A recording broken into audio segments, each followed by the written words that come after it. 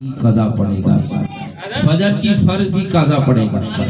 ظہر کی نماز اگر کسی کی چھوٹ گئی، وقت چلا گیا اور پھر عصر کا وقت داخل ہو گیا،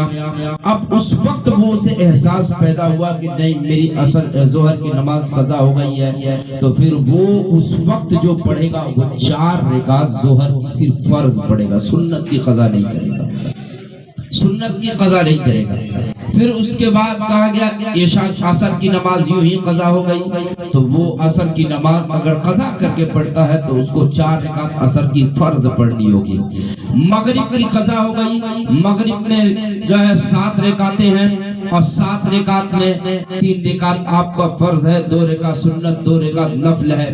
برادران ملت اسلام میں اگر کسی کی مغرب کی نماز قضا ہو گئی تو وہ صرف 3 رکعت جو فرض ہے وہی پڑھے گا، اسی کی قضا کرے گا۔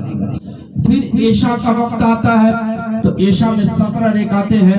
اگر عشاء کی کسی کی قضا ہو گئی، ویسے تو عشاء کی نماز کا وقت بڑا لمبا ہوتا ہے، لوگ جو ہے چونکہ علم نہیں ہوتا ہے جانتے نہیں ہیں، ظہر کا وقت شروع ہوتا ہے کب سے کب تک رہتا ہے یہ پتہ نہیں ہے، لوگ سمجھتے ہیں کہ جماعت چھوٹ گئی تو قضا ہو گئی،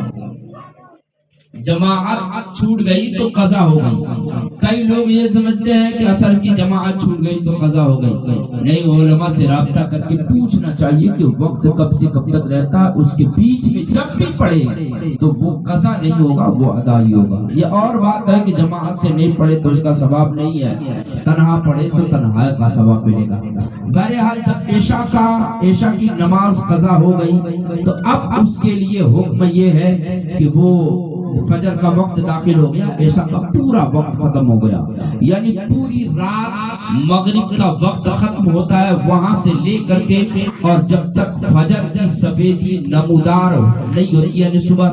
صادق طلوع نہیں ہوتا، یعنی جب آپ رمضان کے مہینے میں سحری کرنا بند کرتے ہیں اس وقت تک عشاء کی نماز کا وقت رہتا ہے۔ اس پوری رات میں اگر کوئی پڑھ لیا تو اس کی نماز عشاء کی قضا نہیں ہے بلکہ اس کی ادا ہی مانی جائے گی۔ اب اگر اتنا لمبا وقت پانے کے بعد بھی انسان قضا کر گیا اور وہ چاہتا ہے کہ میری عشاء کی نماز قضا ہو گئی تو اب وہ کیا کرے گا،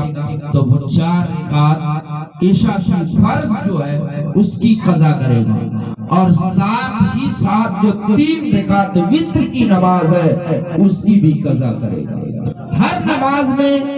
برادران ملت اسلامیہ صرف فرض کی قضا ہو رہی ہے، یہاں وتر کی بھی قضا ہو رہی ہے اور عشاء کے فرض کی بھی